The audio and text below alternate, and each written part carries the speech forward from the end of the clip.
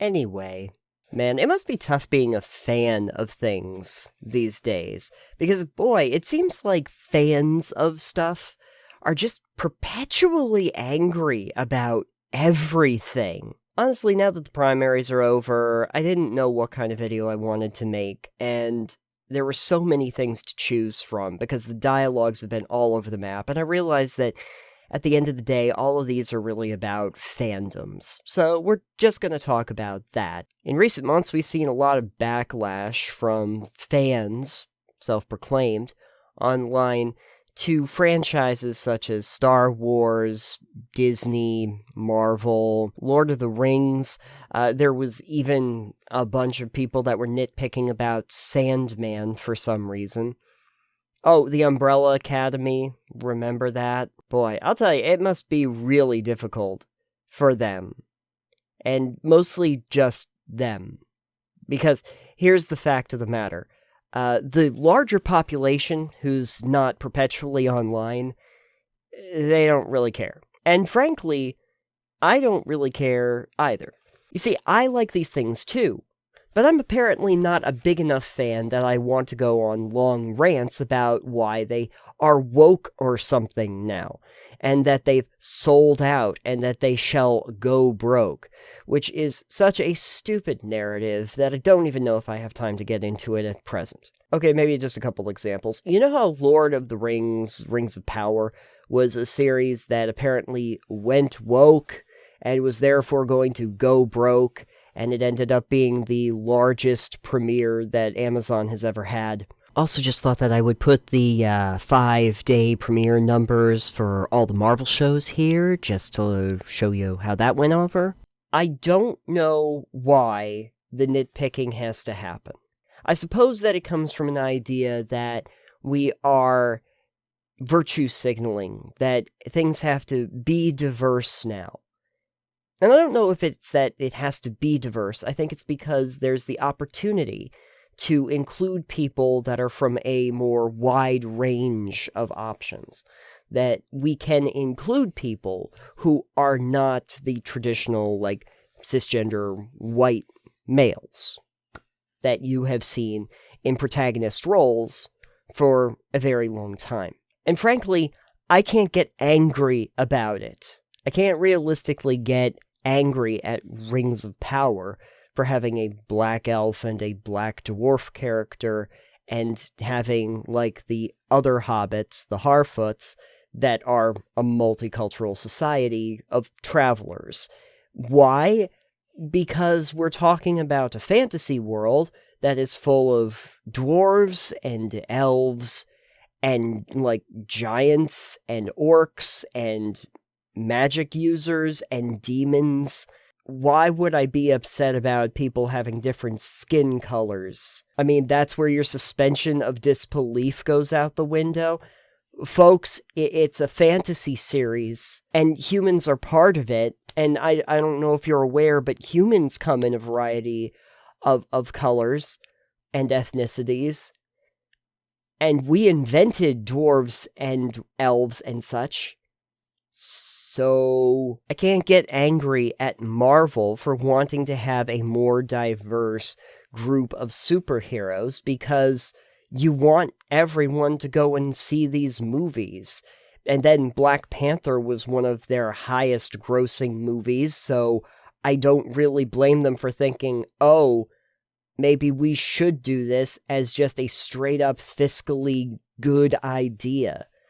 But more importantly, whether it be Kamala Khan as a young Pakistani girl with superpowers, or it be Riri Williams, who's going to be coming up in the Ironheart series, who's like a black girl who kind of takes on the mantle of Iron Man, or Miles Morales for that matter, I can't get upset by that because it makes sense that you would have people from different origins that are going to end up with superpowers in a world that is ostensibly ours. I also really can't get mad at it because the actress who played Kamala Khan still had the kind of youthful exuberance and positivity that the character always did.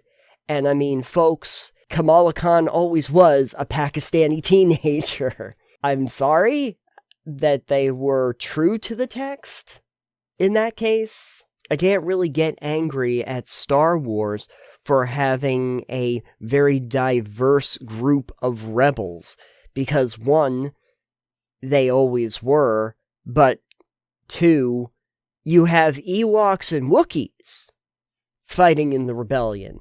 And don't give me the, well, it doesn't make sense to have a black stormtrooper because they were all the clone army. Even if you want to go with the text of that, they abandoned the clone army well before Finn was involved. But even then, we're talking about the First Order rules as opposed to the Empire. But even if we were still talking about the Empire, they were into Stormtrooper Corps at that point, and those were like recruited soldiers. They came from a wide variety of backgrounds. Why am I talking about the lore of Star Wars? Oh my god, this is what it does to you. This is what the conversation does. I have to explain lore. I don't even want to do that. Because yeah, Rings of Power might not have necessarily perfectly lore-friendly ideas in it, but I also don't really care because I just want to see if the series is fun or not. And I've been watching it, and it's pretty good. And yeah, a couple of the effects don't look as good as the movies, but remember, if we're talking about computer-generated effects, that's the one section of the entertainment industry that is not unionized. Funny how that happens. In similar fashion, I can't really get mad at She-Hulk because the effects aren't so great because of aforementioned non-unionization, which they are now pushing for. But also, I figured any show that's going to be about Jennifer Walters turning into the She-Hulk and working at a law firm as the primary concept of the show is probably going to be a little tongue-in-cheek and a little self-aware. And then I started watching it and I was like, oh, yeah, this is a little tongue-in-cheek and self-aware. I guess they know the lane that they're supposed to be in. And yes, finally, the thing that I really wanted to discuss, I can't get mad at The Little Mermaid, because The Little Mermaid is black now. Why? For so many reasons. The first of all being, mermaids aren't real. The second one being that actually African and Caribbean cultures have tales about ostensibly mermaids that date back far longer than the Hans Christian Andersen story. And also, intriguingly enough, there is evidence that Hans Christian Andersen wrote The Little Mermaid as an allegory for his unrequited love for another man. But moreover than that, if we really do believe that this is a meritocracy where you get jobs based on your skill and ability and not skin color, then having Ariel, whose primary characteristic is her beautiful singing voice, being played by Halle Bailey, who has an angelic singing voice, kind of makes perfect sense, doesn't it? Also, do you not remember that, Sebastian was Jamaican in the cartoon? Do you think Hans Christian Andersen would have thought about having Jamaican crabs in his version of the story? Come on, people. The ironic thing about this fanboying out of getting just nerd rage angry at everything is that companies actually take this into account. They have to. They have to know. And wisely, they have, by and large, stopped listening to what the fans want. They've learned a very valuable lesson about that, because the fans will get angry at any kind of change or modification to a show, to a movie, to a franchise in general. Star Wars learned this lesson in triumphant fashion when they did the sequel trilogy. The Last Jedi came out, and it had these narratives that seemed a little too social justice-y, and, animal cruelty is bad. And also, maybe the Jedi did some bad things. Even Luke seemed to make that narrative pretty clear in The Last Jedi. Well, fans didn't like that, so Star Wars decided to listen. The producers decided to course correct, to give just a giant fan service movie for the last installment, to throw all the ideas of just somebody coming up from humble origins and not having any connection to these long lineages be one of the most powerful Jedis, and not talk about the empowerment of people and those Asian characters that made so many people upset. We're just gonna kind of toss them off to the side to give fan service to these angry boys. And what we got was the rise of Skywalker, who was then hated by the general audience and the fans and the critics. Good job, fanboys. Way to get what you wanted. So they're doing the smart thing now, and they're not caring what you have to say. Why would they do that? Why would they turn their back on the audience, so to speak? Because they know that you're just going to go and rage against the product. You're going to hate watch it anyway, which means that there's still eyes on their product, and in the meantime, you're going to give them a ton of free press just in outrage media. Why wouldn't they take that? You're doing the advertising for them. And by and large, the general population, they don't care. They don't care if Ariel is black. They don't care if there are black dwarves. They don't care if there's an Asian girl who's part of the rebellion. They don't really care all that much if two cartoon women have a kiss for a second on screen. They don't care about this stuff, guys. The population in writ large script does not care about this stuff. And they will still go to watch this. They will still go to see these things. And the thing is, the anti-SJW crowd also relies on this. If there wasn't a black Ariel for The Little Mermaid, think of how few videos The Quartering would have had this month. It's like most of Jeremy's content. The ironic things about it are like there was a black mermaid in the Little Mermaid television series who did sign language. And then, of course, I heard the dialogue, well, why don't they tell her story? Because they got Halle Bailey, who's known for having an angelic singing voice. You want to make her mute in the movie? Are you an idiot? All I wanted was to hear Halle Bailey sing Part of Your World, and I got that from the trailer, and everybody apparently hated the trailer because Ariel is black now, or doesn't have red hair was the other problem, which is totally a very traditional thing in Danish culture. All the Danes had red hair. Why are you erasing the redheads? I don't know. And ironically, when it comes to fantasies like House of the Dragon or Rings of Power, well, D&D has completely remade the idea of inclusivity in fantasy storytelling. Like, Faerun is a world that has elves and dwarves and halflings and humans, and they can be of whatever skin color you want. And the truth of the matter is that The Little Mermaid is probably going to make a lot of money, and The Rings of Power is the #1 stream show on Amazon. It's not gospel, folks. This is the problem with, the real stands for a product, is that they treat these properties with such a precious nature that any deviation from the source material becomes an affront to their personal being. Folks, it's not that important, okay? Lord of the Rings, when people look back on it, is a cool fantasy story, and as long as it's still a cool fantasy story that has the same, kind of world that they built, people are gonna want to watch it. Marvel is full of, these superhuman characters from all sorts of origins, and as long as they keep that up, people are gonna want to watch it.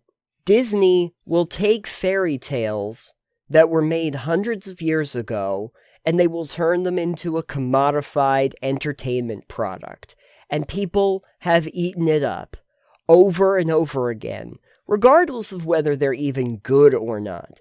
I will remind you that the live-action Lion King, that is, and I cannot stress this enough, not nearly as good as the animated film.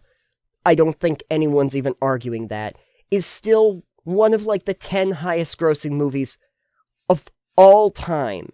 Folks, Disney will be fine. People will go to see The Little Mermaid. They don't care that some nerds on the internet are unhappy. Here's a thought. If you really don't like it that much, stop talking about it. Stop drawing attention to it. Stop making video after video about it. And don't bother watching it. But of course you're gonna go and watch it. Why? Because you need to then see what you're angry about. Because obviously you got angry at your thing before it even came out.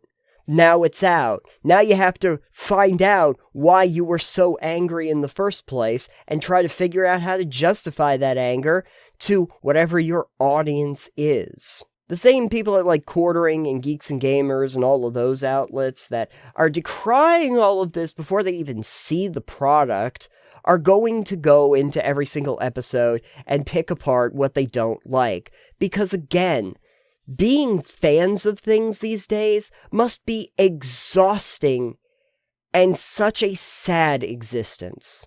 When all you do is just watch stuff to find out why you hate it, what a miserable existence that must be.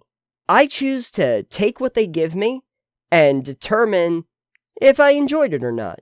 Maybe I will. Maybe I won't. They're not all masterpieces.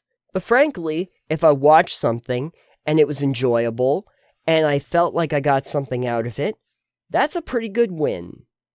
If it was transcendent, even better. If it was lackluster, alright, then I don't enjoy it. But that has absolutely nothing to do with any of these factors that seem to keep cropping up over and over again in current discourse about these properties. And that's a real shame. Matt Walsh had a thing where he was talking about The Little Mermaid because he seems really upset about this for reasons I don't understand. And he was talking about how, well, deep sea creatures should be like translucent. And there's so many problems with that idea. It says that he doesn't understand how deep sea creatures work. He doesn't seem to understand that mermaids, even in the Little Mermaid cartoon, could come to the surface. And he also apparently doesn't seem to register that if he's talking about the technicality of translucent mermaids, then the cartoon also got it wrong by his framing. These people must have the saddest lives. I really swear they must have the saddest lives to get this upset about like a 1:15 long teaser trailer for a movie about a mermaid. It's amazing. It's fascinating, isn't it? Oh, it must be draining for them. It must be such a sad, sad, pathetic existence that they live. This minute-long teaser trailer of a movie that I haven't seen, that isn't even out yet, has made me incredibly angry, and apparently smacks of Marxism somehow. Folks, for your own sanity, just wake up to the fact that companies are going to continue doing this, and they are going to count on you being angry about it, because it's part of their marketing campaigns now. They don't care if you're upset. They're not going to change the film for you, okay? They're just not, because they know that they're going to make money. If at some point it stops making money, maybe they'll change. But right now, it does. That whole get woke, go broke thing is bullshit. It's bullshit, because by that framing, Star Wars isn't one of the highest grossing series of all time. Avengers Endgame, that everyone criticized for having like the girl power scene in it, and oh no, it's so woke now, is also the highest grossing movie in cinema history. It supplanted Avatar as the highest grossing movie of all time. Avatar, an analog for the erasure of Native Americans and the problems with corporate power structures and capitalism. And hey, if you don't like modern interpretations of these products, good news, you always have the originals, the books, or the films that it was all based on. Because I got bad news for you, folks.